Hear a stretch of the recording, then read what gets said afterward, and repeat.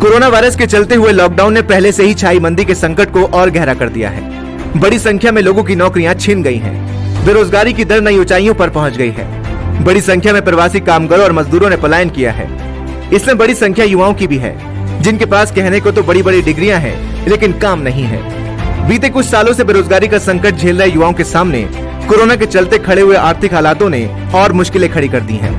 रोजगार खोकर शहरों से गांव लौटे इन प्रवासियों की एक बड़ी संख्या अब महात्मा गांधी रोजगार गारंटी योजना यानी मनरेगा का रुख कर रही है। चौंकाने वाली बात यह है कि इसमें श्रमिक और मजदूर वर्ग के अलावा बीटेक, एमबीए जैसी ऊंची डिग्रियां वाले भी युवा शामिल हैं। ये मामला बुलंदशहर के जुनैदपुर गांव से आया है। गांव में लॉकडाउन से पहले 20 मजदूर काम करते थे, अब बढ़कर 100 मजदूर हो गए हैं। एक मीडिया समूह की रिपोर्ट के मुताबिक इन मजदूरों में 20 से ज्यादा लोग डिग्री धारक हैं। लॉकडाउन से पहले महानगरों में ठीक ठाक पैसा कमा रहे ये युवक 200 रुपए में 2 घनफुट मिट्टी खोदने का काम कर रहे हैं। कुशल अकुशल श्रमिकों के लिए बनी मनरेगा के तहत साल भर में कम से कम 100 दिन रोजगार देने का प्रावधान है। इसके तहत तालाब खोदने से लेकर सड़क बनाने तक का काम किया जाता है। प्रवासियों के संकट के चलते रोजगार मुहैया कराने के लिए सरकार ने इस योजना को और मजबूत बनाया है। केंद्र के 2 लाख करोड़ के आर्थिक पैकेज से करीब 40,000 करोड़ अकेले मनरेगा को आवंटित किए गए हैं।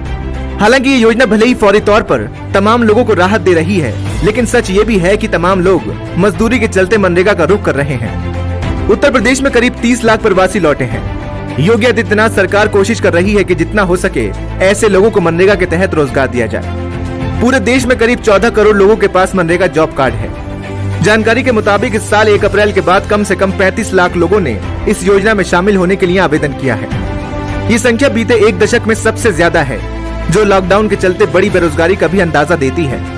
आर्थिक मामलों के जानकारों के मुताबिक इन सभी लोगों को 100 दिन का रोजगार देने के लिए सरकार को करीब 2.5 लाख करोड़ रुपए की जरूरत होगी। बुलंदशहर से सामने आए इस मामले को लेकर उत्तर प्रदेश की पूर्व मुख्यमंत्री मायावती ने सरकार पर निशाना साधा है। मायावती ने कहा कि उत्तर प्रदेश सरकार ने लौटे प्रवासियों को रोजगार देने के बारे में कहा कि योग्यता के हिसाब से उनका रजिस्ट्रेशन होना चाहिए और रजिस्ट्रेशन कराया भी गया।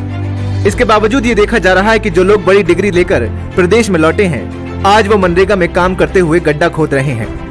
मायावती ने आलोचना करते हुए कहा कि सरकार को ये सोचना चाहिए कि जब लोग बड़ी बड़ी डिग्रियां लेकर गड्ढा खोदते हैं तो इसका शिक्षा पर कितना बुरा प्रभाव पड़ेगा।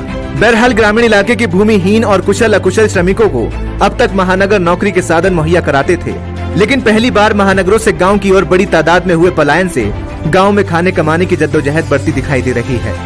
ऐसे में मनरेगा जैसी स्कीमों की परिधि अगर नहीं बढ़ाई गई तो हालात बिगड़ सकते हैं।